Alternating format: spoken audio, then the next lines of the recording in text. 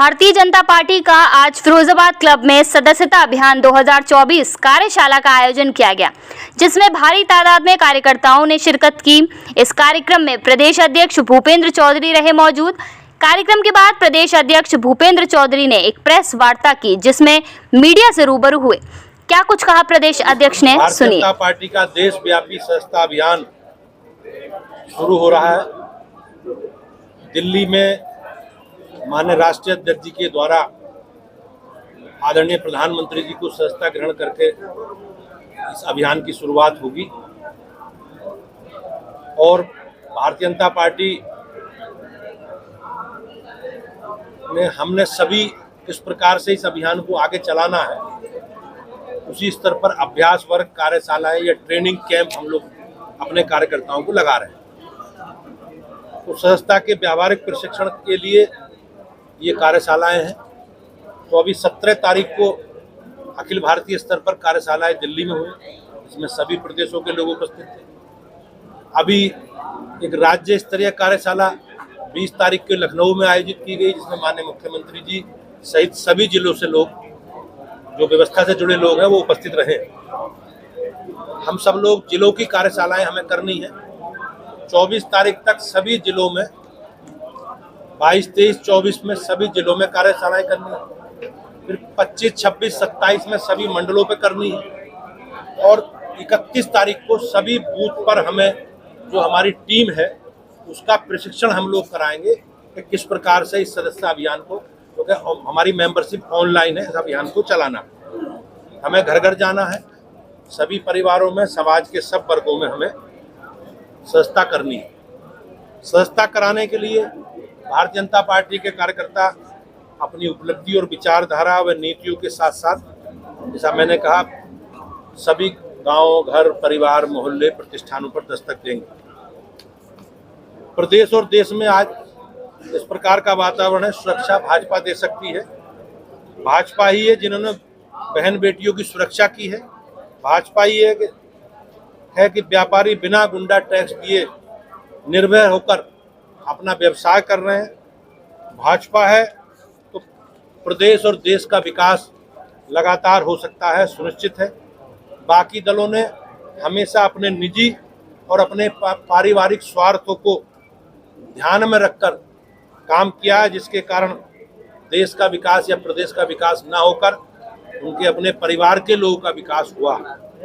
India alliance आज देश विरोधी ताकतों का घर बनता जा रहा है। पहले आरक्षण, संविधान के पर झूठ बोलकर आम जनता को गुमराह करने का प्रयास किया, इसमें वे असफल रहे और देश को तोड़ने वाले जो उनके षड्यंत्र थे, उस प्रयासों में वो सफल नहीं हो पाए।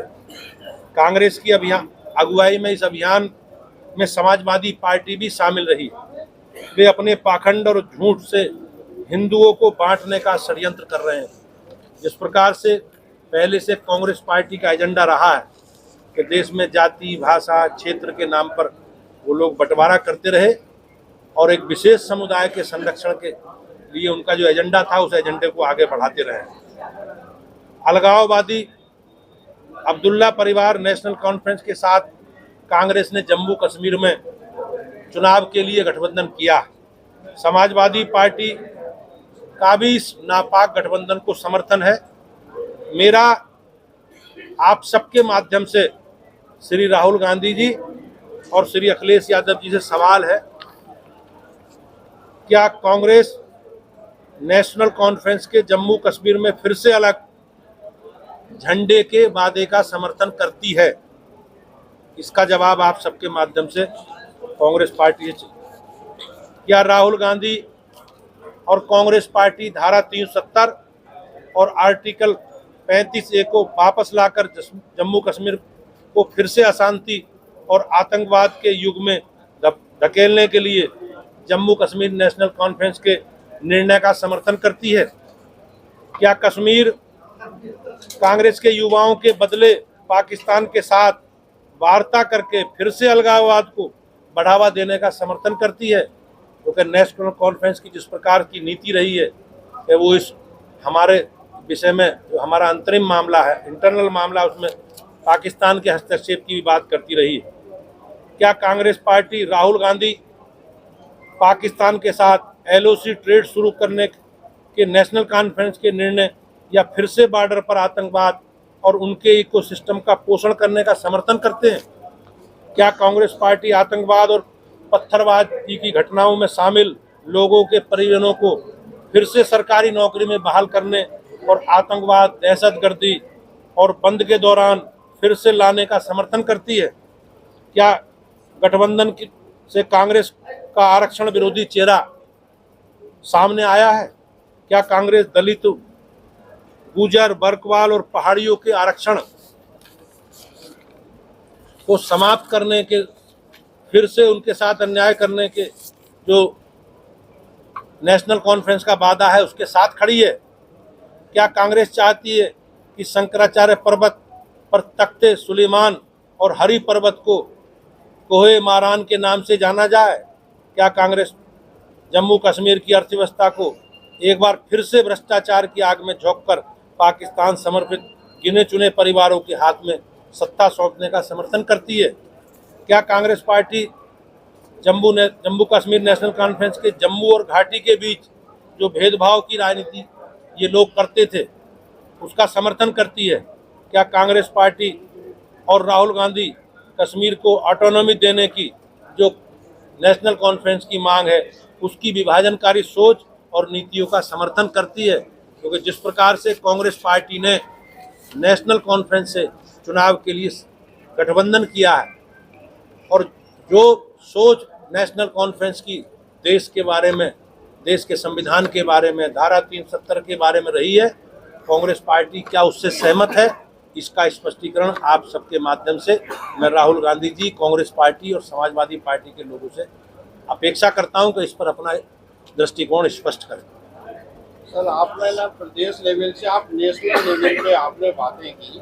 पवन खेड़ा ने अभी थोड़ी देर पहले कहा है कि जब भारतीय जनता पार्टी ने पीडीपी से गठबंधन किया था तो पीडीपी के मुद्दा एक मुख्य था कि कश्मीर में दो मुद्राएं चलाई जाएं, एक पाक मुद्रा हो और एक भारतीय मुद्रा हो और दो झंडे लगें। तब भी भारतीय जनता पार्टी ने पीडीपी से गठबंधन किया। वो गठबंधन कैसा था? तो अब कांग्रेस का गठबंधन खराब होगा। हमारा गठबंधन, हमारा जो एजेंडा है उस एजेंडे के आधार पर था। हमने तत्कालिक परिस्थितियों को ध्यान में रखते हुए चुनाव के बाद गठबंधन किया था। चुनाव में उनके मुद्दे अलग थे, हमारे मुद्दे अलग थे और बाद में हमने अपने संकल्प को पूरा करने का काम किया। कश्मीर से धारा 370 को हटाया और 35A को हटाया और जो भी संवैधानिक व्यवस्था है पूरे देश में, कश्मीर में अलग राज्य व्यवस्था थी, उसको पूरे राज्य में भारत का संविधान लागू हुआ और आज संविधान की जो सारी धाराएं, उपधाराएं हैं वो कश्मीर में लागू। उत्तर प्रदेश में 10 बाई इलेक्शन होने हैं। भारतीय जनता पार्टी के पास 5 सीटें थी, 5 अदर्स के पास थी। इंडी गठबंधन कहता है कि 10 की 10 सीटें वो जीतेंगे। भारतीय जनता पार्टी इस पर क्या सोच रखती है?